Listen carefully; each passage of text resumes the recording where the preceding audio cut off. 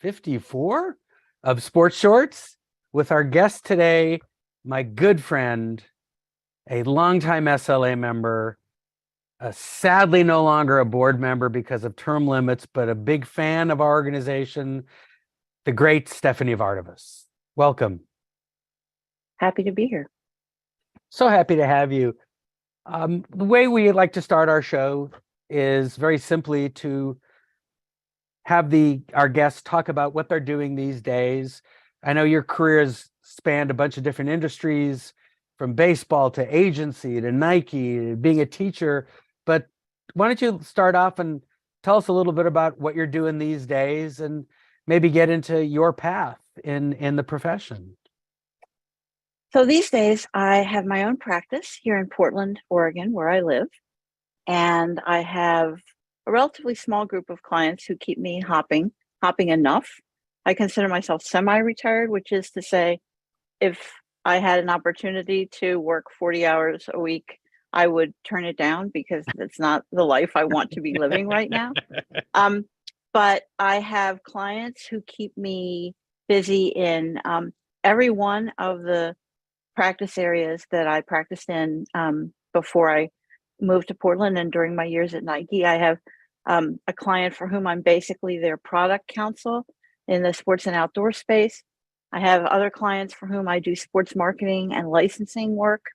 And I still register the occasional trademark, but usually only as a favor for a friend, because that's not my favorite part of the practice. And I'm not the most technically adept trademark attorney in the world, but I can register a basic word mark if you put a gun to my head, although most times that doesn't have to happen. And in the fall term every year for the last 6 years and continuing at least for the next few, I hope, I teach in the business school at the University of Oregon. I teach a course in the sports product management program called Legal and Ethical Issues in Sports Product Management. And this is a course that is basically a distillation of so many of the trainings I gave during 14 years at Nike, including all the things that a product manager or product line manager sort of basically needs to know about the legal system in which they're operating. I begin at the very beginning, essentially the life cycle of a company and a product. How do you start a company? What are the differences between an LLC and a C Corp? And what's a B Corp and so forth. And then we talk about intellectual property. We talk about patents and trademarks and copyrights. We talk about how contracts work. We talk about false advertising and other forms of demand creation. I give them sports marketing exercises to negotiate in class. And I bring in experts for those areas of the law where I only know enough to be dangerous, like, for example, patents, HR, customs and tariffs, and supply chain ethics. I bring in experts in those areas because I really want my students to be able to not only get lectured at, which I could do, but to have back and forth active Q&A with people who are really at the top of that profession in the sports and outdoor product space. So I do that in the fall term. I teach an online section and a live section. And I've been doing that since the beginning of the sports product management program, which goes back to, I want to say, 2016. And so before you got all this expertise in those 14 years at Nike, how did you end up, what was your path into sports law? Well, I always thought I wanted to go to law school because, like every argumentative child, my father always said to me, you need to go to law school because you like to argue all the time. And I knew that that wasn't really what lawyers did. And I'd never wanted to be Perry Mason. I originally wanted to go to law school because I thought that it would be good to have the credential. So when I started out in Major League Baseball, what happened after I'd been there a year or so, and Pam Lester has heard me say this before, I looked around and I realized that there were other young people of roughly my vintage who were getting ahead in ways that I wasn't seeing opportunities to get ahead. They were having opportunities offered to them that I never even heard about. And I looked around and I realized that all of these young, relatively young people had one thing that I didn't have, and that was a penis. And I didn't really want one of those. I understand that they're very high maintenance, and I was content with my equipment, but I felt I needed a credential. And that was what made me think it was really time to go to law school. So I went to law school at night. I was working as the manager of waivers and player records for the American League of Professional Baseball. And I applied to Fordham Law School, which had the only night program in Manhattan that was north of Wall Street. And I was fortunate enough to get in. And so I spent 4 years of my life going to evening law school. And then when I got out, I had the great good fortune that, and I have to say, Commissioner Kuhn was always very kind to me. He was extremely kind to me, but he was very old school in terms of, I think, the vision that he had of division of labor between the genders. And I was lucky because when I got out of law school, baseball was being commissionered by Peter Ueberroth. And Peter, although he didn't like lawyers at all, liked women. He came from the travel agent business, the travel industry, and women had made a lot of money for him in his companies over the years. And he'd just come off the 1984 LA Olympics, which were a huge success. And professional women had been a huge part of the team that had created that success. And he took a liking to me, although he didn't like lawyers in general. And he unilaterally decided that Major League Baseball needed a second assistant general counsel position and created it for me, which is a gesture that I have thanked him for. And I will thank him again at every public opportunity. It was a huge break for me. And I'll always be grateful to him for doing that. And that was what really launched me. After a few years, I left. I went to ProServe, which was in the business of representing athletes. ProServe had started in tennis, which is a sport I knew very little about, but it represented athletes in basketball and American football and golf and a bunch of other sports, including Michael Jordan at that time, James Worthy, Boomer Esiason, and of course in tennis, Stefan Edberg and Gabriela Sabatini and a huge number of other tennis players. And it was interesting because I had been in baseball for 10 years at this point. And baseball, anytime you have a league sport where there's a commissioner, there's a structure. There's a sort of an internal hierarchy. Everybody has a place. Everybody knows what their place is in a league sport. In a tour sport like tennis, it's really a snake pit. I mean, it's a total free-for-all. It's all power centers constantly jockeying for advantage one over another. And as a result, it's a really interesting, if a little bit disconcerting, environment to work in if you've come from a league sport, as I had. But I found it really fascinating, and I loved the years I spent working in tennis. And it was fun, it was different, and it was global, which is something that baseball never was really. And baseball's beginning to become more global, but in those days, baseball was not very global, and tennis was all World over the Baseball world. Classic starts this week. Yeah. I know. I just read that article about the Czech national team in the New York Times yesterday, and I love these guys. Well, there was a great, if you can catch it, I think it was posted on Instagram where they're introducing themselves. I am truck driver, but play third base for Czech team. It's fantastic. I love those guys. So, you were there in the agency, and I assume we went from the agency, and that was your path into Nike. Correct. Now, you've pointed out a couple of interesting things. You've talked about, for Peter Ueberroth and Bowie Kuhn at baseball and working for them, and you were obviously the head of ProServe was also another man, and Donald Dell, a legend in the industry. when did you start to see, and Pam Lester, SLA pal of ours, often talks about being, the only woman in the sports business. And you came in and you started at a time where there were relatively few women and no women bosses. And even today, there's a question of how many real women bosses there are. You've got some great success stories with our own Angel City Football Club here in Los Angeles. But do you see, is there a change, or are we stuck?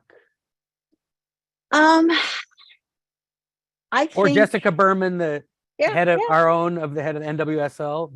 yeah. No, I mean, I'm so thrilled for Jessica. I can hardly contain myself. I mean, I just think that's a huge, huge, huge step forward, and I respect and adore her so much that I'm just deliriously happy for her. But I do think that in general, there's still probably decades ahead of us before women start to be perceived as the sort of a 50-50 choice when you're talking about who's going to be the next commissioner of X or who's going to be the next head of Y. I mean, and I think interestingly that you're going to see more change at the very top, like at the commissioner level. There could be a female commissioner of one of the major sports leagues in my lifetime. I hope I have another few years to go. You're going to have a lot more of those than you're going to have at the general manager level in league sports anytime soon, because I think that the closer it is to being perceived as a business job, the more likely it is that women will be perceived as qualified to do it, because there are a huge number of qualified, experienced, very successful women business people. What there aren't are a lot of people at that general manager level. I mean, so there's Kim Ng, right? But there aren't a lot of women who are in the pipeline to be general managers in the NFL, in Major League Baseball, in the NBA. And I think that that's really where the biggest opportunity for progress is, to get more women into those pipelines. And unfortunately, one of the other issues you run into is whether male athletes will respect a woman in a position like that. And there's so much testosterone poisoning among professional athletes generally that I wonder sometimes how we break through that. I do see a big change in the current generation of NBA athletes, especially. I see a lot more willingness to view women as not just prey, but as potentially interesting, equal human beings who might have what it takes to be a manager. Or, the team sports athletes of my generation weren't there. I'm hoping that the team sport athletes of the next generation will be there, because I think being able to command the respect of the players is a huge ingredient in being able to successfully do a job like that. Well, look, last year we celebrated 50 years of the passage of Title IX, which opened up opportunity. The tap might not have been opened so much, might have just been a trickle, but it seems to be opening a little more. And I think that, I'm just curious how your thoughts are. I've always thought of it as athletes today, professional sports in particular, the current generation, they grew up with women sharing gyms with them and team sports. When you and I were in school, I don't know about you, but there were no women's sports. Right. We had an AAU swimmer who trained with the boys team because there was no girls sports. And so Right. I think just that those optics have allowed the current generation to sort of see there's a place for a woman in sports and at a high level. But again, last year, one of the common phrases I heard was, after 50 years, we're still hearing too many firsts. It's the first time that. And Right. you say, like, how much quicker can you move this along? And it seems that when you have someone like Jessica become the commissioner of what is a major sports league, and you have the opportunity, we've seen it in the WNBA, but when is there going to be a female commissioner of the NHL, the NBA, the NFL? If it happens in the NFL, I know that hell will have frozen over, I think. Condoleezza Rice has been saying for years that she aspires to be the commissioner of the NFL. And I could see it happening. I can totally see it happening. She may be on the cusp of, I don't know how old she is. She may be on the cusp by the time Roger Goodell, gets worn out over there. She may be on the cusp of being a little bit too old. I don't know. But Condoleezza Rice could walk into the NFL and do everything a commissioner has to do, with one hand tied behind her back. No question in my mind. Having been Secretary of State might give you a little gravitas. Yeah, right. No question in my mind. The question is whether the owners are ready to elect her and give her the kind of power that an NFL commissioner traditionally enjoys, certainly the amount that Goodell has amassed over the years. But she absolutely, and you know me well enough to know that my politics are not aligned with Condoleezza Rice, but I respect the hell out of her. I almost used a really bad word. And and I really think that if she wanted to, she could stroll into 280 Park Avenue and take the joint over and never miss a beat. So I think the answer is that you need a combination of a person who has a passionate interest, long-time interest in the sport, and really high-level executive experience. And again, remember, she's not trying out for the job of general manager of the Washington Commanders, although God knows they could use her. I personally wish she would buy the Commanders, but that's a whole other story. And I think that it's really going to come down to sort of the right person in the right place at the right time. Well, you could always tell Condoleezza that there's a baseball club just south of where the Commanders play that probably needs new ownership already, but that's a whole separate story, and I won't pain you with that discussion. It's all right. I think you mean just north if you're talking about the team. I think you're talking about. Yeah. We won't talk about that. Yeah.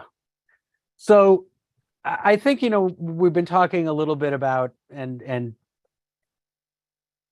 discussing a bit about the women's role in sports and how it's changing and how it's growing. And, as the poem says, miles to go before we sleep. There's a long path ahead of us. But do you have a sense that we're on a pendulum, or we're still we're on a calculus that's upward rising for women's roles? And the second part of that question is, do you think if we can assume that that's true, do you think that has to do with the sudden emergence of the letters D, E, and I in corporate America? Oh, well, first of all, to answer the first part of your question, I think we're definitely on a trajectory. I don't think we're on a pendulum.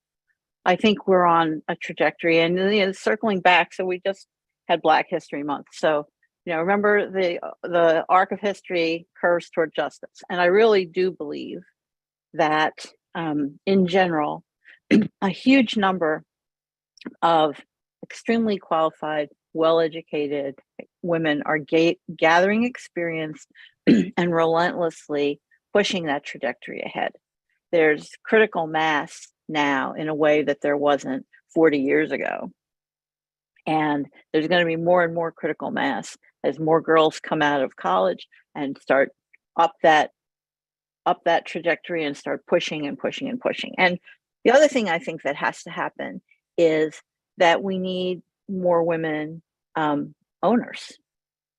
And when I talked about Condoleezza Rice buying the Commanders, I was only half joking. I mean, one of the things that happens, and I should do the hashtag, okay, not all men, but one of the things that we see over and over in institutions where men run everything, and we can talk about the Catholic Church, we can talk about the Penn State football program, is that there's a lot of abuse, not necessarily overt sexual abuse, although there's plenty of that, but there's a lot of emotional abuse. There's a lot of psychological abuse. And I really believe that all male environments can be really toxic. And for that matter, all female environments can be toxic too. But I really do believe that in general, an environment that is both where there are men and women who are at in roles of responsibility, who have oversight over what's happening, that those places are going to be less toxic. There's going to be less abuse. It's going to become a matter of, the insurance companies are going to start paying attention to what the makeup is of the front office of a sports club, a franchise, because there's going to be awareness that only when you have essentially it doesn't have to be 50-50, but only when you have a substantial proportion of female leadership are these environments healthier. And I really do believe that. And you look at what has been alleged about the front office of the Commanders, and it sounds like a total shit show. And I really believe that in general, when you have more co-educated leadership in a professional environment, a workplace, you're much less likely to have abuses of that kind, an abusive culture of that kind taking root. That is my personal belief. Well, I think it's a well-considered belief. And I'm curious, in your experience, particularly in Nike, when you were traveling the world, did you at any time, did you feel that, oh, I'm the Nike rep, I get the respect I deserve, or did you still find that why are they sending a girl in? Did you ever run into any of that? I really didn't feel that. In fact, I remember I had a meeting in Shanghai with the local not wasn't customs. China has some very strict laws around product quality, and in the past, these laws have sometimes been weaponized to against foreign companies, even for products that were being built in China. But the other thing that happens is if you're Nike, you're importing product into China that's made in Vietnam and some other places. So it's a complicated soup of where product is and where it's moving around. But we had a meeting with the regional person who ran sort of the product quality inspection service. And gifts were exchanged as you do in China. And we had this whole conversation, and he began by saying what an honor it was to have me present, because and he felt really honored. And he was comparing my visit to the visit of the CEO of H&M, who was going to be there in 2 weeks. And I'm like, wait a minute. I am a mid-level functionary of Nike. Yeah, okay, I'm the head of product safety, right? But I am a mid-level functionary at Nike. I am in no way an equivalent visitor to the CEO of H&M. But I really did feel a lot of the time that the swoosh was the thing that the swoosh was like a cloak that you wore when you did your job, and it opened the doors for you. If you didn't behave yourself in a way as to forfeit respect, it made sure that you received the respect that you were entitled to. It's a very powerful thing, a brand like that. And I think that it's a lesson that I tried to impart to one of my current clients. It's a pretty well-respected brand, and they're only, I think, waking up to how potent a brand can be in terms of the goodwill that it carries with it. And it's one of the things that I try to point out to them whenever I can. These are things that are easier for you because your brand is well known and understood. And a good brand is such a potent, excellent thing. And one of the things I hate is to see companies with negligent management commit stupid mistakes that destroy brand equity that has taken decades to build up. I think also what's different, and I don't know if this really ties into this is more about the marketing side of things that you're working on, but it addresses the cachet of products and the value of marks and whatnot. And that's how social media has overtaken the entire advertising business, or so it would seem. In particular, with the number of times where you'll see Joe Blow posting a picture of his dog, and then Joe Blow paid sponsorship promoting Oh, I know. Fido dog I know. food. I read something the other day about somebody who who makes $300,000 a year as an influencer. And what this person does seems to be so basic. Like, you know, basically she posts videos of things she's cooking in her kitchen or whatever. And I'm just old fashioned enough to be dumbfounded by that, because it it well, first of all, I suppose I'm a little bit envious, because no one would ever pay that kind of money to watch what I do in my kitchen. I They don't wouldn't pay know. that I kind of don't money to know. watch what I do in my bedroom, much less in the kitchen. What about your chocolate chip cookies? You could do it. Yeah, You could do yeah, it. I suppose it's not something that I've ever really dedicated myself to. And so I am fascinated by that. But I think that what it all boils down to is the quest for authenticity.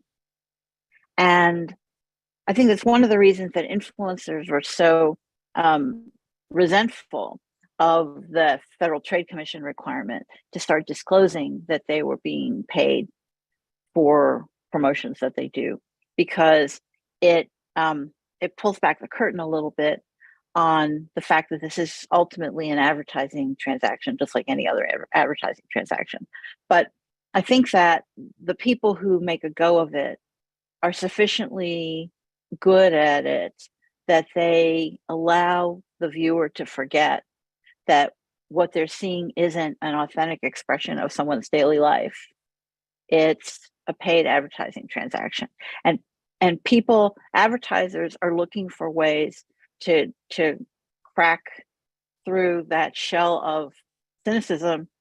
They want to create the impression that they're showing you an authentic slice of life. And TV spots haven't been able to do that for a long time. You know, YouTube, as a platform for advertisers to post content, isn't really that successful at creating the aura of authenticity. So I think what they're really trying to do is just create a type of content that consumers will look at and say, "Oh, I identify with this. This seems real." And the people who are going to be successful doing that are the people who can do it well. Well, I can only Maybe think I'm wrong. about I don't know. I can only think about a rock and roll lyric. You know, is this fantasy or is this reality? And I think, you know, finding that road, and as lawyers sometimes, and especially working in the licensing space, you know, you're trying to find what's authentic, that's actually authentic, not looks like authentic. It's real butter. It's not margarine. You want the authentic product. Is And this my beautiful house? is this this my my beautiful beautiful? is this my Exactly. beautiful car? Is this my And beautiful wife? My God, what have I done? exactly. But I think that's where we're at. And it's interesting as you guide people, you know, it seems in your space as we wind up here, that you're having to tell, they say, I want, and it's like, as lawyers, oftentimes your client says, I want this. And you go, good, I want a lot of things too, but you can't do it. And finding that place where you explain to them what they can do, not, you know, I get why you want it, but that gentle dance of saying no to a client is always the most torturous part of client lawyer relationships. No, I think that's right. And actually, one of the things I find is that I had a lot more of that when I was in house than I do now. Now that I'm being paid, you know, a lot more money per hour than I was being paid in house, people are more inclined to accord to me the sort of the veneer of authority and say, okay, we better do what she wants, or we better do what she tells us to do. Or, she has all this experience, and if she's saying that is going to end badly, she might be right.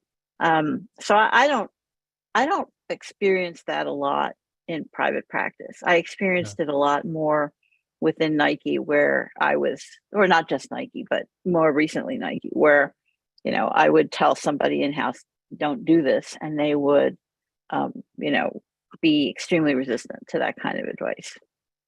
Yeah, it's interesting you said that, because I've noticed since in the 6 years that I've been hanging my own shingle, clients are a lot more deferential than in-house colleagues ever were.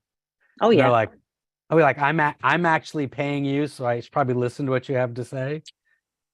It's just different. Yep. I mean, and that's the nature of being a lawyer in-house, being a lawyer on your own in practice, and even being a lawyer as part of a big law firm, which is yet a third sort of lifestyle of a lawyer, lifestyles of the rich and famous lawyers or whatever.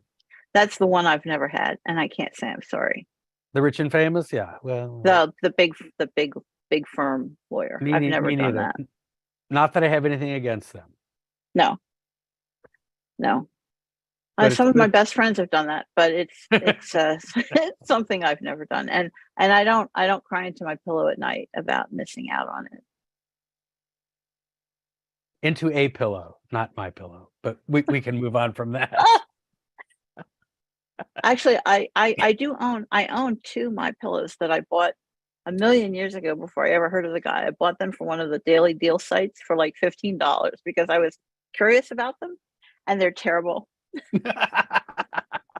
They're just bags of shredded foam. I mean, I sleep on my side, and so sometimes I tuck one between my knees, and it's okay for that. But otherwise, I couldn't recommend them to anyone. Nor should you. Anyway, Stephanie, it was great catching up. Really a pleasure This was lovely. to see you too. We'll see you at the annual Sports Lawyers Association Conference, May 11th to 13th here in LA, in Los Angeles at the JW Marriott LA Live. For those of you that have not renewed your membership, a reminder that the SLA is an annual membership program. That's January 1 to December 31. And if suddenly you're wondering, wow, it's March and I'm not getting any SLA stuff, that's because on February 28th, your benefits were cut off. So go to sportslaw.org, renew your membership, or if you haven't ever become a member, join, and I hope to see you all at our conference in May. And you still have time to sign up tomorrow.